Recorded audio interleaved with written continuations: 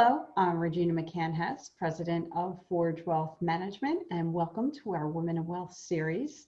Today I have a really good friend with me, and I'm really excited to hear what she has to tell us. Donna, can you tell everyone who you are, what you do, and what you love about what you do? Sure. My name is Donna Connor. I am a nurse practitioner. I work mainly in cardiology, interventional cardiology. Before I was a nurse practitioner, I was a cath lab nurse. So I've been embedded in cardiology for many years. Love my job, love what I do, beyond rewarding. And, here I am hanging out with Regina, having a nice conversation about what entails my future. Now, I know you've had many life challenges and professional challenges. Can you elaborate on any of the challenges you've had as a professional woman? Yes. I'm divorced. So I was the primary provider for my children. And so time was of an essence, trying to balance family, work, social. As an NP, I don't work a 9-to-5 job. So some days were late, my kids had to make adjustments, trying to arrange sporting activities, homework, high school, college, family time. Crazy. Finances sometimes were challenging, but we all got through it.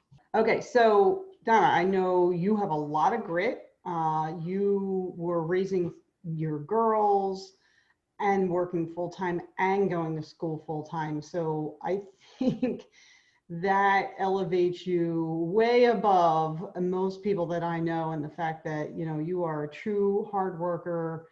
You care about everything that you do, and I'm just such in awe of you for all that you have accomplished. It wasn't easy for you. Thank you. There's a lot of me out there. Trust me. There's tons of women doing the same thing. Yeah. Trust me. No, I know. I see it a lot. And they don't get enough of the praise that they should. It's just, Agreed. You just do it, right? You just do it, you get through it, and you're just like, yeah, well, I had no other choice. So but don't forget, you are now a role model for your daughters. So your kids see you working hard, making a difference. There's no excuses for them when you've shown that you can do what they do and still hold it together. So, yeah. I think my kids respect that. Absolutely. And by doing all that you've done, that is an amazing role model for them. And you can already start to see see them shine as a result. Definitely proud of them. Yes. Yeah. They're definitely hard workers as well and doing well. That's pretty cool what they're accomplishing on their own front. Yeah. Agreed. Yeah. Blessed. So now you're in healthcare in the midst of this whole pandemic COVID craziness, where the rest of us are like, oh, we're just going to work from home and be safe. You have to go, you're on the front lines. So tell us what that's been like for you.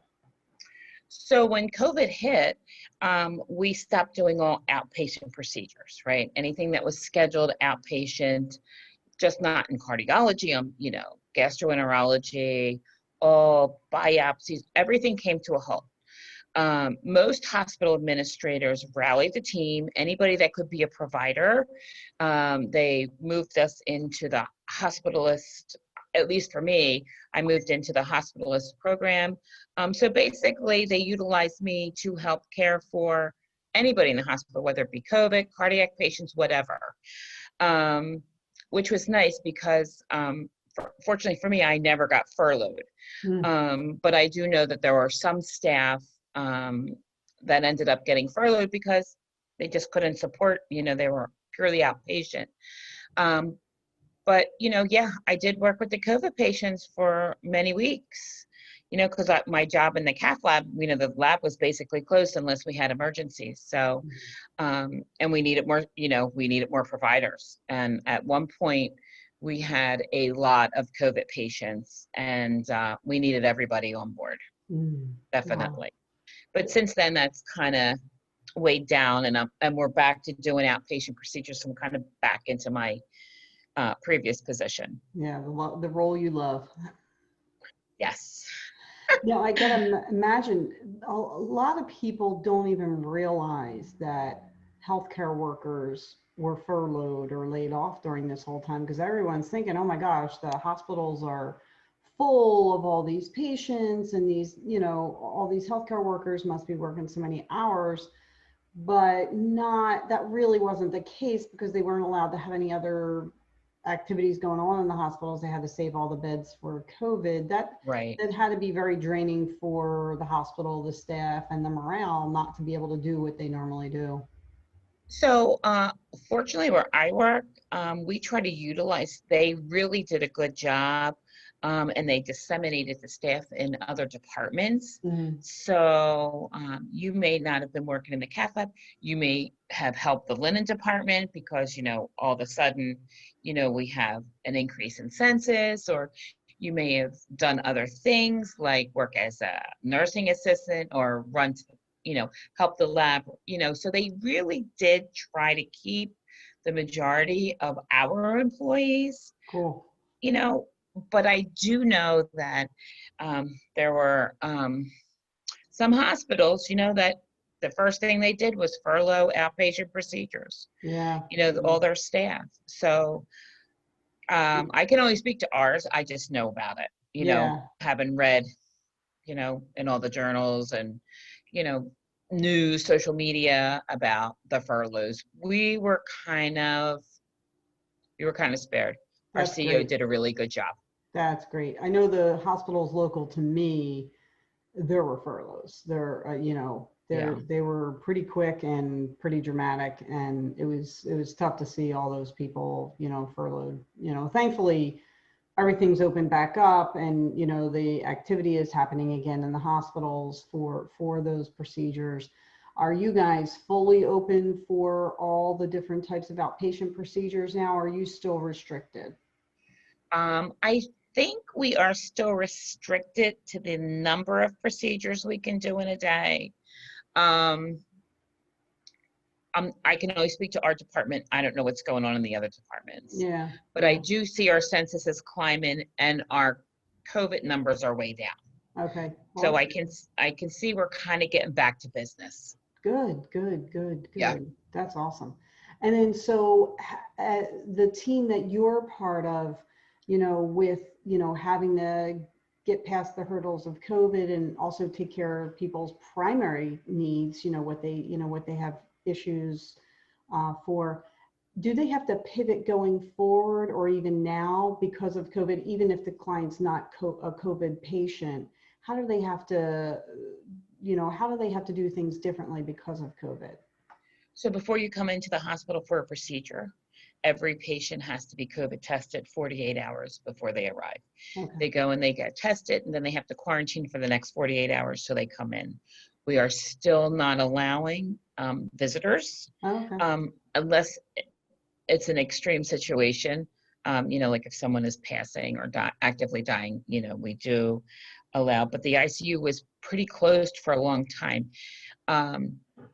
So it's hard, you come in for a procedure, or if you're coming in as an emergency, just say you're having an acute MI and you come into the ER, we quickly COVID test you. We assume you're COVID positive for the case because we don't know that, because Yeah. time is of the essence. Family is waiting in a waiting room. They never get a chance to see their loved one because of visiting restrictions. So it's been hard on that, and because you're trying to take care of the patient and the family, they're freaking out, so you have to definitely address them. So I try to go out every couple, 2 times, 3 times during the case. We're still actively working, things are good, give them updates. And we're at the point now where when we're bringing them out of the lab, they can at least roll by in the stretcher and they can see them to know that they're okay. But we still haven't opened visitors yet. So it's kind of difficult on the family and the patient, really. Yeah. They're kind of on their own. Yeah. And that's understandable, though. I mean, you're still, we're still in that protective mode. And, I would think the clients and the patients would have some kind of understanding of, hey, we got to protect everybody, and we're going to roll by and wave, but that's about all we can do right now. And they do, it's just still hard, because you're sitting all by yourself out in the waiting room, the spouse, significant other having, you don't get to see them, you're relying on the healthcare team to keep you updated, and they can't come in and visit. So, we round in the morning, we make sure we call them, we answer all their questions and concerns, let them know they're doing well, give them the plan of care. So, yeah, it's not the same as saying. Yeah.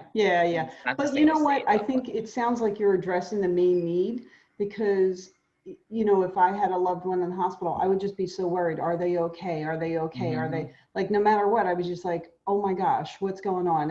And the fact that you guys are being proactive with the communication and just letting them know, like, hey, this is what we did today. This is what's going on. He's fine. She's fine. We're working towards, going home. And I think that probably alleviates some of the anxiety by doing those outgoing calls. It does. It's still not the same though. You can hear, they're on the phone and they're like, are you sure? Like, I promise you, things are good today. So, but yeah, every person besides the emergencies, every person is being COVID tested before they come into the institution. And if it's not done, their procedure's canceled. Wow. We're not, Yeah, you got to take a hard line on something like that, right? Right. Now, every now and again, we might have an urgent and we'll do a rapid.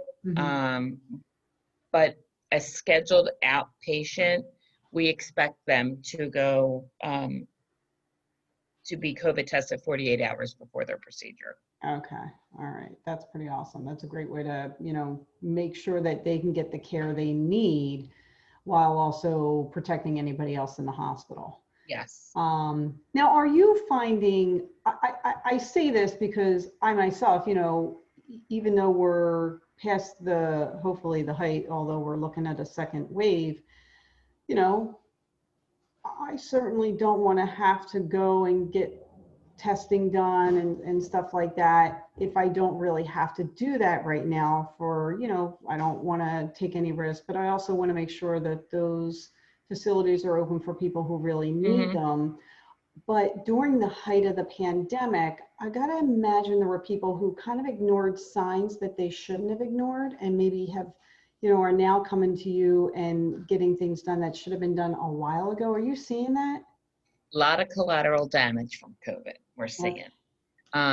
People stayed home and had their heart attacks. They didn't come in. And when you asked them why, they said they were afraid to get COVID, like the hospital was full of COVID patients. And if we can't revascularize you, in an expedient way, that heart muscle dies, it doesn't come back. And so we're seeing a lot of heart failure now. We're seeing, we can't even send you for surgery because there's no sense in bypassing part of that muscle that is dead. It's just, we're doing a lot of viability studies. So, you take 3 months out and those, and I can tell you, and even in our emergencies, we do probably 7 to 10 emergencies a week, acute heart attacks coming in through the ER, unstable. We dropped down to 1, 2. There was a drastic decrease. People were staying home. We were talking about that during the I said, when this opens up, we are going to see so much devastation, and we are starting to see it. Wow. So now I guess it's a matter of getting educating the public again about not ignoring those signs, not right. Especially, I'm going to pick on the guys right now. That pain that you have in the left arm, don't ignore it. Call 911. Don't drive yourself to the hospital. Like, we may have to re-educate the public about this kind of stuff again, because everybody's like, it's not that bad. Well, they knew they were having a problem. Oh, they knew it. That's how bad. That's how afraid they were. Contemplating, do I go into the hospital and risk getting COVID, or do I ride it out? So the people that came were the ones that were unstable, that, the family just called 911 because they couldn't, so it was, you have a degree of symptoms. So the ones that their symptoms were no longer tolerable, family would call 911. But some people just kept it to themselves, and they just, and you asked, I asked them, like, why didn't you call 911? Well, like, I didn't want to come to the hospital because I was afraid of getting COVID. Right. Like, Right. I was okay. I had some chest pain. I didn't feel so well, but I was kind of okay. Meanwhile, they really weren't. Yeah, yeah, yeah. The damage is basically permanent in some Right. cases, and they really don't know the depth of the damage until Sure. they finally come in months later. Oh, Sure. that's scary, scary. Yeah. So, we go from all the hard work that you've been doing and have been for years working hard, to what's the future look like for you? So in your mind, what is your retirement vision? Well, getting divorced in your 50s and losing half of your wealth is a big setback. Yeah. Um, so I'm playing catch up. Hmm. I'm in a position to play catch up. So I'm trying to save as much as I can. In my 401k, I'm trying to be fiscally responsible. My youngest daughter is in her last year of college, so things are like looking better. But I'm going to have to work till I'm 67 at least. Hmm. And I'm going to assume even when I do retire, I'll probably need a part-time job. I don't know if I can save enough to keep pace with the inflation, Right. with the cost of living. And, that's like 8 years away. And Hmm. I don't know what 8 years holds. And so that's where you come in. That's to So do my like, job. help me. So yeah, like I realized I need somebody to help me plan my financial future. Because I'm probably, and I'm pretty sure I'm not alone, sure there's a lot of me out there. Yeah, there are a lot of women, especially out there, who were divorced and, like you said, lost half their wealth, and now are playing catch up and trying to figure out, all right, what do I do next? How Right. do I save? Deal with now, but also save for the future as well. So that's where I am. But I hope to retire at 67, knock on wood. But you know what? I'm not opposed to working past that. If I'm good and I'm healthy and I can still contribute, I'm not opposed to, what else am I going to do? Sit on the beach in the summers, I like can still do that and work. I know, I know. That's you awesome. know, if I Oh, still like what I'm doing, why not? I'm not absolutely. opposed to that, but I'm just it's the wait and see game, Yeah. and formulate a plan with you and trudge forward. Awesome, awesome. Well, it sounds like you are doing a lot of really good things to keep you on track. So that is half the battle. I hope Um, so. yeah, yeah. And the girls are, almost grown and flown, or kind of grown and flown at this point, so you can focus a little bit more on what your needs are, which it'll probably be the first time in your life that you've ever done that. It is. For the first time, I don't have to make any decisions based on just myself. It's kind of I know, I scary. know. You're going to be bored now. You're going to be like, Weird. oh, what? I don't have anything to do. Right. Weird. Very weird. Well, thank you so much for joining me. It's always a pleasure. Oh, the And pleasure's thank all you. mine. Yeah, thank you for being one of our heroes out there in the trenches and taking care of us. And we really appreciate you and all of your fellow nurses out there and nurse practitioners. Thank you. So, yeah, so we will see you again soon, I'm sure. Yep. But everyone else, thanks for watching us on our Women in Wealth series. You can follow me on Facebook, Twitter, and YouTube at Forge Wealth. My website is forgewealth.com, and I'm also on LinkedIn as Regina McCann Hess. Thanks and have a great day.